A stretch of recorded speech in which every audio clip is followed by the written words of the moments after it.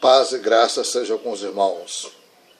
Gostaria de compartilhar com os amados uma mensagem que se encontra com base no livro de Gênesis, capítulo 3, no verso 15. Os irmãos confiram o texto à parte. A mensagem tem por título A Semente da Serpente, a descendência da serpente. Quem seria? Não é fácil lidar com o mundo espiritual. Como sabem, não é como lidar com aquilo que a gente toca, que é tangível, passivo de verificação. Tudo que vamos mostrar está relacionado com o campo da fé. Não tem nada a ver com método científico. Não tem nada a ver com ciência. Tem a ver com fé. Então não há nada que possa ser comprovado se não considerarmos a Escritura como um documento inteiramente confiável. Uma vez que a consideremos assim, não necessitamos buscarmos respostas em outra fonte existente, se tratando de questões relacionadas à fé. O livro de Gênesis, a Escritura no seu primeiro livro, no capítulo 3, verso 14 a 15, diz: Então o Senhor disse à serpente: Porquanto fizeste isso, maldita serás, mais que toda fera, mais que todos os animais do campo, sobre o teu ventre andarás, e pó da terra comerás todos os dias de tua vida. E porei inimizade entre ti e a mulher, entre a tua semente e a sua semente. Essa te ferirá a cabeça, e tu lhe ferirás o calcanhar. Você está diante da primeira profecia acerca da vinda de Cristo. Essa passagem é considerada como o primeiro evangelho, chamado de proto-evangelho. E nela nós sabemos que a investida de Satanás contra a espécie humana, ou na espécie humana feita lá no Éden, não foi o último capítulo da história. Deus prometeu que aquilo seria revertido. Não fosse essa passagem, meus amados, não haveria esperança para nós. Eu só li para vocês a sentença de Deus à serpente. E a serpente aqui é uma figura do diabo. Mas houve também uma sentença de Deus ao homem, à mulher. Houve uma sentença de Deus dirigida à terra, ou seja, dirigida à natureza como um todo.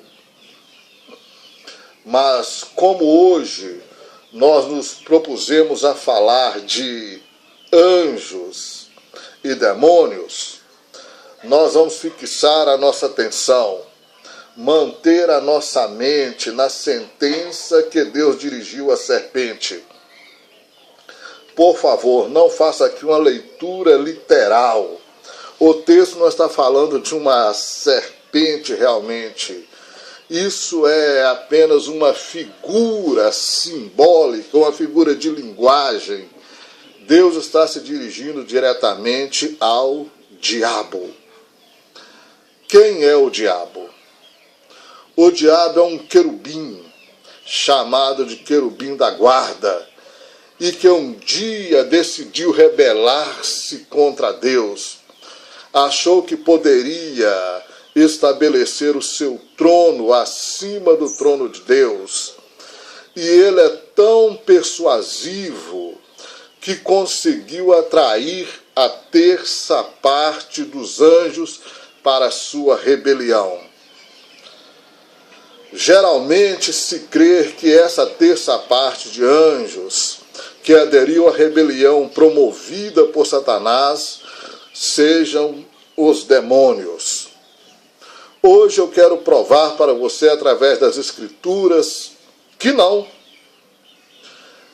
eles não deixaram de ser anjos, eles não se transformaram em demônios. Anjos e demônios são duas coisas muito distintas. E aquela maldição de Deus, que Deus proferiu contra a serpente, contra Satanás, é dito, prestem bem atenção, porém inimizade entre ti, isto é, o diabo, e a mulher. E a mulher aqui é o símbolo da humanidade. Entre a tua semente, é a semente da serpente, a descendência da serpente, e a tua descendência, a descendência da mulher. E é dito que o descendente da mulher, que seria Jesus Cristo, milhares de anos depois, esmagaria a cabeça da serpente. E isso nós sabemos, aconteceu na cruz. O diabo foi desbancado na cruz. Ele que até então era chamado de o príncipe deste mundo, se viu despojado de toda e de qualquer autoridade. Mas daí surge a questão, quem seria a descendência da serpente? Quem seria a descendência da serpente?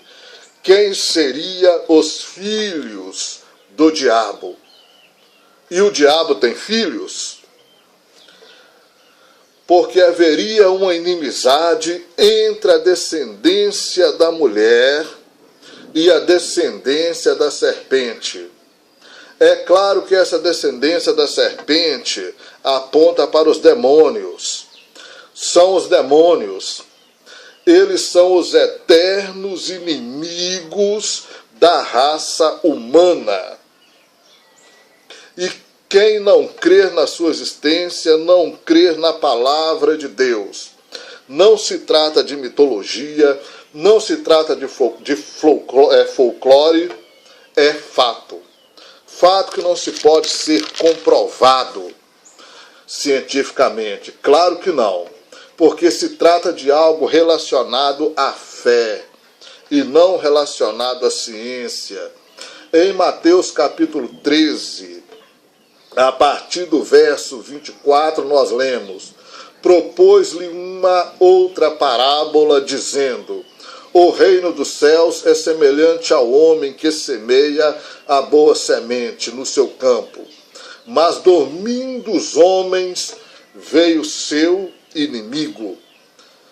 Veja, preste atenção, inimigo dos homens.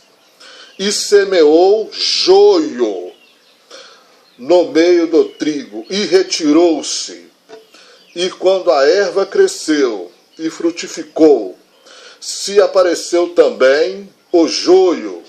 E os servos do pai de família, indo ter com ele, disseram-lhe: Senhor, não semeaste tu no teu campo boa semente?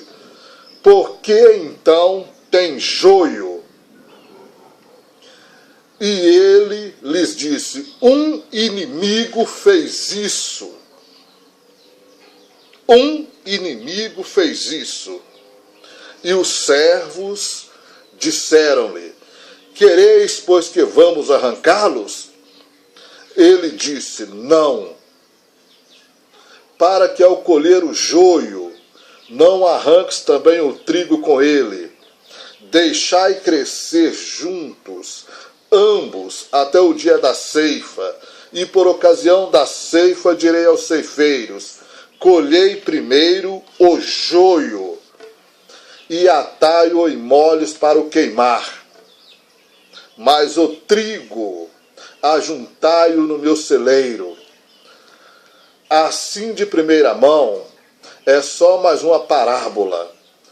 E eu já vi muitas pessoas fazendo uma interpretação equivocada, errônea dessa palavra, do tipo: O joio seria representado ou representaria aquela pessoa que entra na igreja e se infiltra na igreja. Aquela pessoa que não se converteu, se passando por convertido, e que depois eles acabam promovendo escândalo ou provocando a queda de outros. Mas não é disso que Jesus está falando. É verdade que esse tipo de coisas acontecem, mas o joio não tem absolutamente nada a ver com cristãos fakes ou cristãos disfarçados de convertidos, com gente que se passa por convertidos sem ser. Não é isso o assunto. Porque senão Jesus teria dito, o campo é a igreja. Mas ele disse que o campo é o mundo. Olha a explicação que ele dá a essa parábola, a partir do verso 34. Tudo isso disse Jesus por parábolas, e nada lhes falava sem parábola, para que se cumprisse o que foi dito pelo profeta que disse, abrirei em palavras a minha boca, publicarei coisas ocultas desde a fundação do mundo. Então Jesus está falando de algo que se manteve em segredo por milênios, que se manteve oculto desde a fundação do mundo. Jesus está falando de algo que os profetas não conheciam, talvez até tivesse alguma intuição sobre o assunto, mas não a ponto de discerni-lo na sua totalidade, na sua plenitude. Jesus estava falando de algo relacionado diretamente à sentença que foi dada à serpente. Quem são os descendentes da serpente que foram sentenciados a viver em constante atrito e luta com os descendentes da mulher? Olha o que Jesus vai dizer. Então, tendo despedido a multidão, foi Jesus para casa, e chegaram aos seus pés os seus discípulos, dizendo, explica-nos a parábola do joio do campo. E ele respondendo, disse-lhes, o que semeia a boa semente é o Filho do homem, o campo é o mundo, e a boa semente é os filhos do reino, e os joios são os filhos do maligno. Quem seria esses filhos do maligno? Quem seria a descendência da serpente? Primeiro, eu quero que você compreenda algo. Existe a ideia de que aqueles que não são convertidos a Jesus é filho do maligno. Eu não sei de onde tiraram isso. Você nunca foi filho do maligno. Mesmo quando você estava lá fora, mesmo antes de você ter tido um encontro pessoal com Jesus, você nunca foi do diabo. Nunca, nem eu e nem você. Você pode ter vivido uma vida completamente dissoluta, mas você sempre teve uma marca que te identificava como filho do reino de Deus, como escolhido de Deus. Na hora certa isso viria à tona. Talvez por isso você tenha sido poupado de tantas investidas do maligno. Porque se o diabo pudesse, teria tirado a sua vida. Se ele não pôde, enquanto você estava lá fora, ao alcance dele, quanto mais hoje que você está servindo a Deus. 1 João, capítulo 5, no verso 18, nós lemos, aquele que é nascido de Deus, o maligno não o toca. Aquele que é nascido de Deus, o maligno não o toca. Olhe para o seu irmão, diga: você é intocável. Você é intocável. O diabo pode te rodear babando, feito um cachorro raivoso, escumando pelo canto da boca, mas não pode te tocar. Amém? Ou não? Quem disse sim, amém, está apoiado. Continue prestando atenção. Os joios são os filhos do maligno. Os joios são os filhos do maligno. O inimigo que os semeou, o inimigo que os semeou é o diabo. A palavra diabo quer dizer adversário. E a ceifa é o fim do mundo. Fim do mundo aqui não é o fim existencial, o fim da existência. O mundo não vai acabar. Conclusão da história. E os ceifeiros são os anjos. Os ceifeiros são os anjos. Assim como o joio é colhido e queimado no fogo, assim será na consumação desse mundo. Mandará o Filho do Homem, os seus anjos, e eles recolherão do teu reino tudo o que causa pecado e os que cometem iniquidade. Reparem, duas coisas distintas que na consumação da história serão recolhidos. A primeira coisa, tudo o que causa pecado. O que os demônios fazem é justamente instigar em nós o que há de pior na nossa natureza. Eles tentam. Eles não podem pecar por você. Eles podem causar, criar o cenário, armar a arupuca, a tentação. Mas o juízo de Deus virá não apenas sobre o que causa o pecado, mas também sobre o que comete o pecado. Lá no Éden, quando o primeiro casal deu aquele passo em falso, pecou contra Deus, e Deus apareceu pedindo contas, Adão disse: Senhor, a mulher que me deste. Aí Deus chega para a mulher que disse: Senhor, foi a serpente que adentrou no paraíso. Quer dizer, cada um jogou a batata quente para a mão do outro. Ninguém quis assumir a sua culpa, assumir o seu erro, assumir a sua falta. Mas diante de Deus não há isenção de culpa. Tanto que causa quanto que comete estão igualmente em falta com Deus, em falta com o Senhor.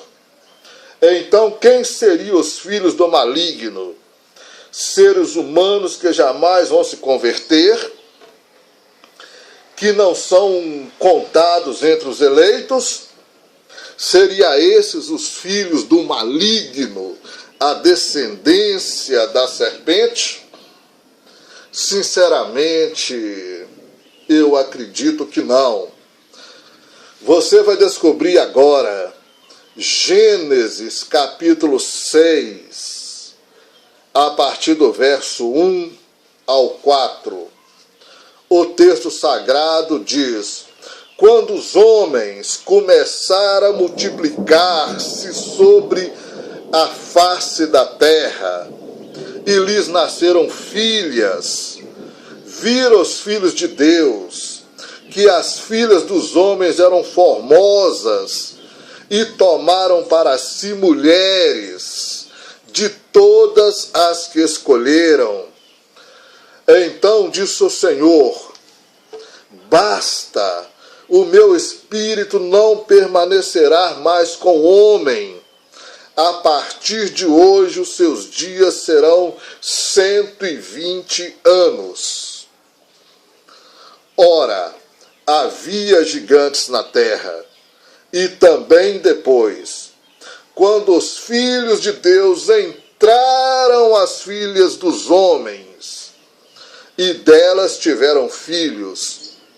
Estes são os valentes, os poderosos, os homens de renome que houve nos tempos antigos.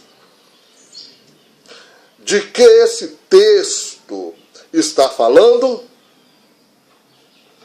Quem são os filhos de Deus que namoraram as filhas dos homens, que apaixonaram por elas? Quando nós vamos ao texto original, nós encontramos Beni-ha Elohim, ou Benais Elohim. Na nossa Bíblia nós lemos filhos de Deus. No hebraico, Bnei-ha Elohim, ou Benais Elohim. São seres celestiais, seres interdimensionais. Não são homens, não são humanos, são seres celestiais. O que era chamado no mundo de Adão, de sentinelas, de guardiões, de vigilantes celestiais, o que nós conhecemos hoje na nomenclatura bíblica atual como anjos. Como lá no Novo Testamento é dito que todo aquele que recebe Jesus Cristo como seu Salvador se torna filho de Deus, então a gente faz logo um link e imagina que os filhos de Deus aqui em questão sejam homens temente a Deus, que serviam a Deus, mas não são. O homem só recebe essa designação a partir do Novo Testamento. Antes do Novo Testamento, toda vez que você lê filhos de Deus, a referência, essa designação, essa nomenclatura se refere a anjos, a seres interdimensionais, a seres celestiais, e não a homens, não a mortais, não a seres humanos. A partir de Jesus, a partir do sacrifício dele, é que o homem recebe a adoção de filho. Quando Jesus ensinou a oração do Pai Nosso, nosso Deus foi um Deus nos acuda, foi considerada uma oração de alto teor subversivo, porque ninguém se atrevia a dirigir a Deus chamando-o de Pai. A partir de Jesus, isso foi possível. Antes, não. Ninguém se atrevia a dizer Pai. Pai não. Só Deus. Só Criador. Os anjos é que eram considerados filhos de Deus, ou seja, criação direta de Deus.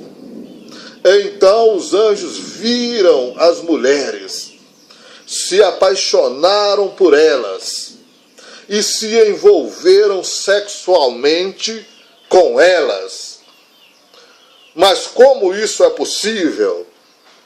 Anjos tendo relações sexuais com seres humanos?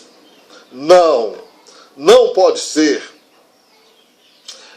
Geralmente, quando se diz que isso é impossível, o que vem à mente é aquela passagem que Jesus disse que na ressurreição nós seremos como os anjos dos céus, que não se casam e nem se dão em casamento.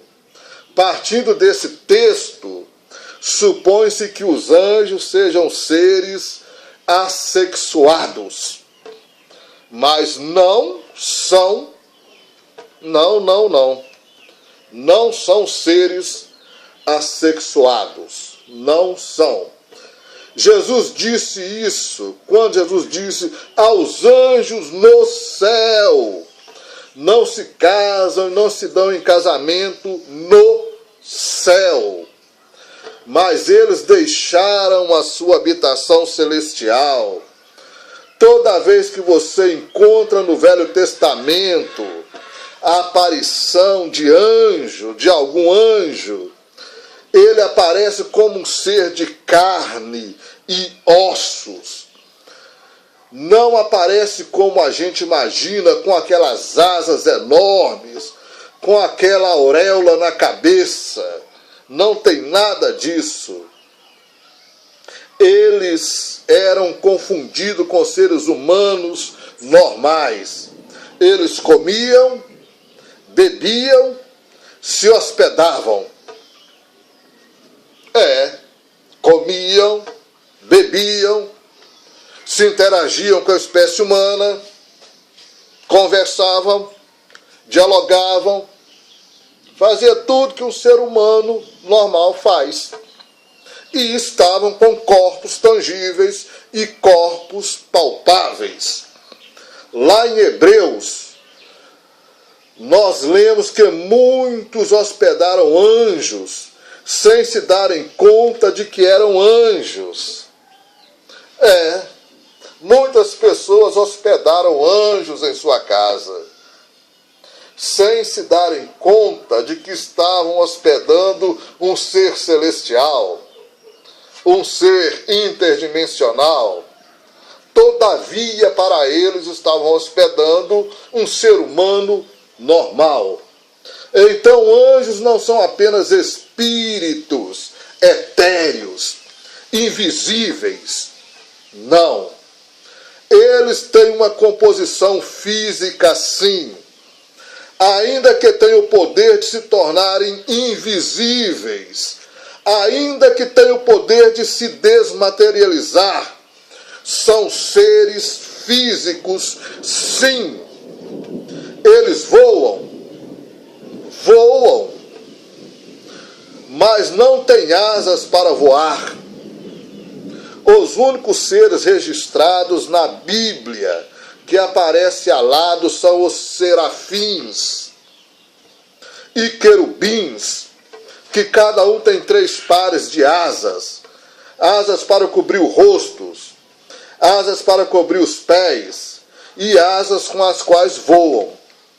Mas anjos não possuem asas. Anjos são desprovidos de asas. Anjos não têm asas. A Bíblia fala de carros usados por anjos. Interessante. Anjos usando veículos. E veículos usados por anjos. Ora, se eles voassem com asas apropriadas ou asas próprias, como fazem os pássaros, por que necessitariam de algum tipo de veículo, de algum apetrecho tecnológico, de recorrer a uma tecnologia para isso? Algum tipo de veículo.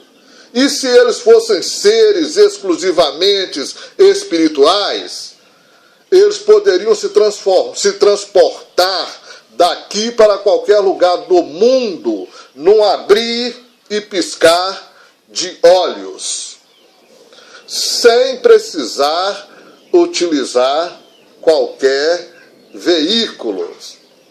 Eles usam veículos porque são seres espirituais, mas dotados de corpos, inclusive corpos de carne.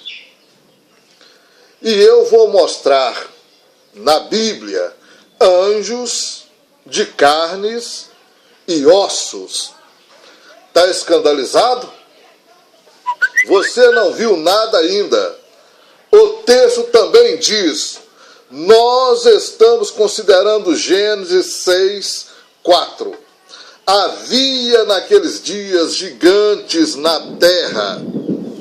Esta palavra no original, gigante, no hebraico, quer dizer Néfilim.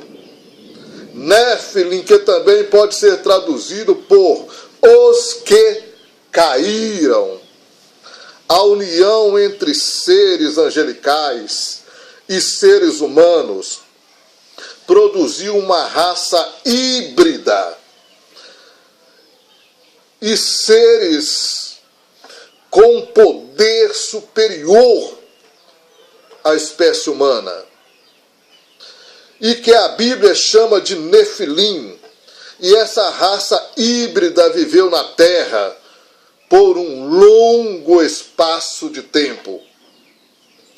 Não só nesses dias.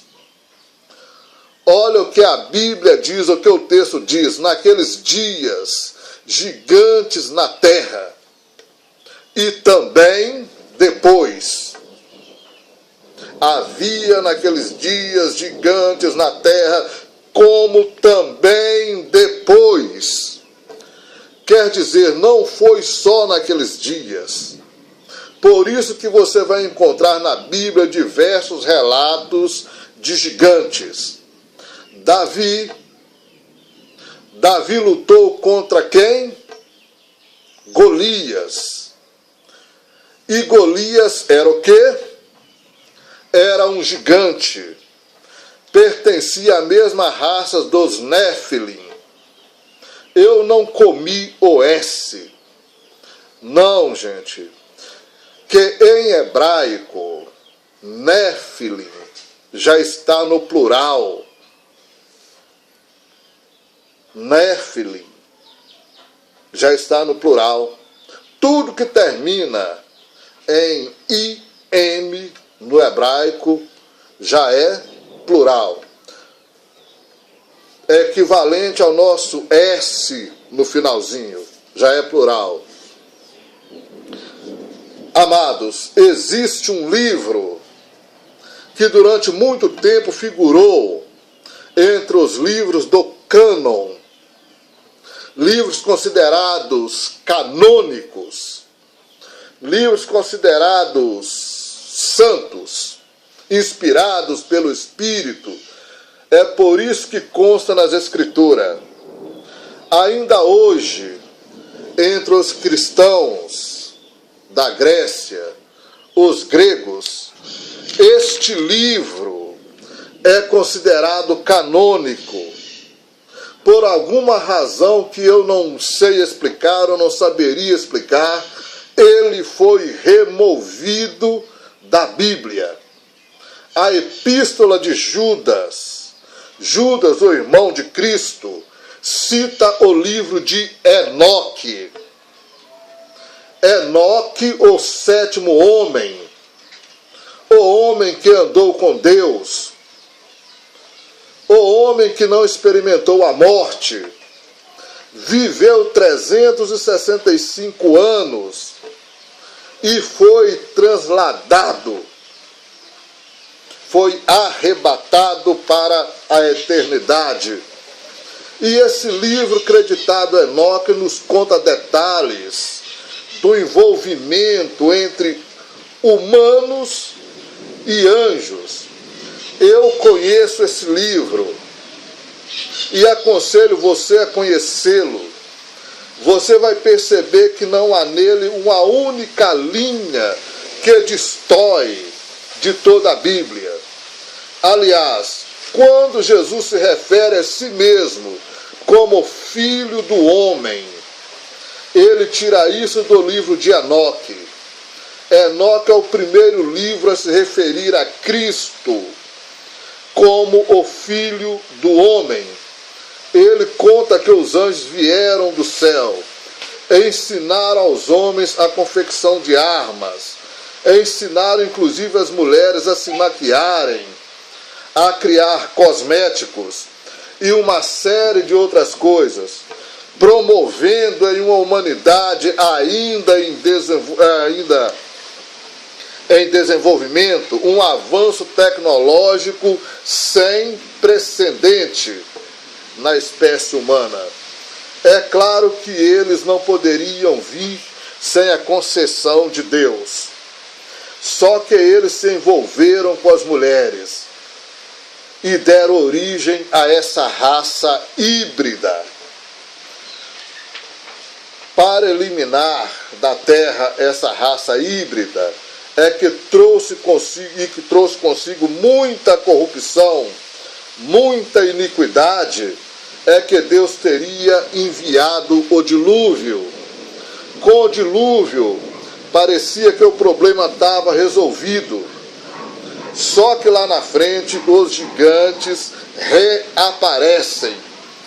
É interessante, irmãos, que em todas as culturas do mundo, em todas sem exceção, até entre índios brasileiros, entre os hindus, entre os incas, entre os astecas, entre os maias, entre os egípcios, entre os chineses, entre os nativos americanos, a cultura do mundo conta a mesma coisa. Seres vieram do céu e se envolveram sexualmente com as mulheres terrenas. Seria coincidência? Aí você vai encontrar na mitologia grega, por exemplo, a história de Hércules. Quem seria Hércules? O filho de Zeus com uma mulher terrena. Flávio Joséfos, que foi um historiador hebreu, que viveu pouco depois de Cristo, registrou a queda de Jerusalém. Muito respeitado entre teólogos e historiadores. Ele disse que toda mitologia tem como base uma mesma verdade. Toda mitologia tem como base uma mesma verdade. Não é à toa que você pode encontrar no meio da floresta amazônica tribos que jamais tiveram qualquer tipo de contato com a civilização e que dentro de sua mitologia acreditam que além de ter havido envolvimento entre seres celestiais, a quem eles chamam de deuses, não anjos, também teria havido envolvimentos sexuais com as mulheres e também teria ocorrido um grande dilúvio sobre toda a terra. Não pode ser coincidência. É claro, cada um acrescenta alguma coisa, diminui outras, mas tudo baseada numa verdade. Mas como quem conta um conto acrescenta um ponto, a coisa vai tomando outras projeções e outras medidas. Vamos a Judas, lá no finalzinho da Bíblia, vem antes de Apocalipse, somente um capítulo, versos 6 e 7. Antes de eu ler Judas, deixa eu ler uma pequena passagem do livro de Enoque para vocês. Se você quiser tomar nota ao adquirir o livro, dá uma averiguadinha, fique à vontade. Vou ler Enoque, capítulo 14, verso 8 a 10. Judas, um único capítulo, versos 6, 7. Mas deixa eu ler Enoque primeiro.